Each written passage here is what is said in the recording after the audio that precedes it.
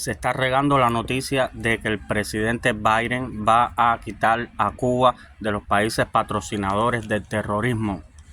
Ustedes se recuerdan que hace un tiempito atrás María Elvira Salazar confrontó a Blinken y le dijo: dime ahora si es verdad que van a sacar a Cuba de la lista de patrocinadores del terrorismo. Y él le dijo: hasta ahora no hay conocimiento de eso, hasta ahora todo sigue igual, no se va a hacer, Cuba se va a quedar en la lista.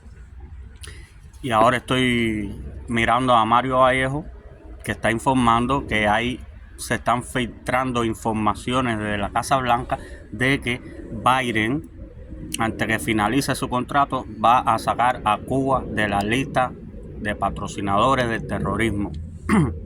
¿Qué tú crees de esto? Este viejito como que la quiere cagar antes de irse. We just learned that President Biden decided to remove Cuba from the list of terrorist countries.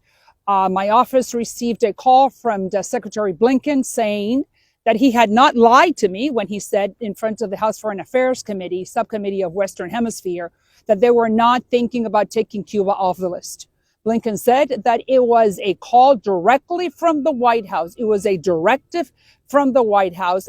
Ella lo que está diciendo, para los que no hablan inglés mucho o no entienden, ella lo que está diciendo es que el secretario Blinken la llamó y que le dijo a ella que cuando él le dijo a ella de que no lo iban a sacar de la lista, en ese momento él no estaba mintiéndole. La llamada vino directamente de la Casa Blanca. Eso viene de arriba. No es ni de Blinken necesariamente. En el momento que María Elvira hace la confrontación con Blinken, hasta ese momento todo estaba igual. Ahora se está decidiendo sacar a Cuba de la lista. Es lo que está explicando ella, que Biden ha traicionado la libertad de los cubanos, la lucha por la libertad de los cubanos. Sigamos escuchando. And he basically had no other choice but to take Cuba off the list. It's incredible that an American administration is doing this.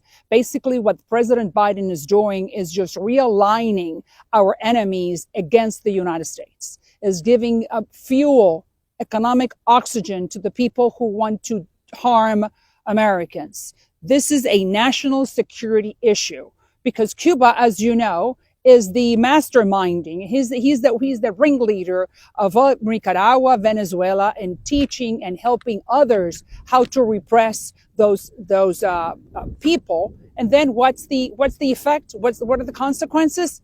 More migration, more drugs, more repression, more China, more Iran, more Russia in our hemisphere.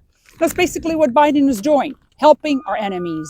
Now, what's going to happen now? Well, Cuba is going to be able to borrow money from the International Monetary Fund and from the World Bank. That's what it does when you are not on the list of terrorist countries. Number two, American can then deal with the Cuban government. We can export, let's say, motorcycles to the Cuban regime, and the regime can pay an American citizen with dollars. What else? We can sell now. An American citizen will be able to sell to the Cuban government trucks and fertilizers. It's embarrassing. Our only hope is that President Trump is coming into office in 1 week, and the Trump administration will be able to put back Cuba on the list of terrorist countries. That's the only hope we have right now. But this, a week before Biden leaves the White House, it's a slap in the face, not only to the Cuban American population that we represent in Miami, but to the Americans in general. This is bad for the United States. He's siding with our enemies. American presidents don't do that.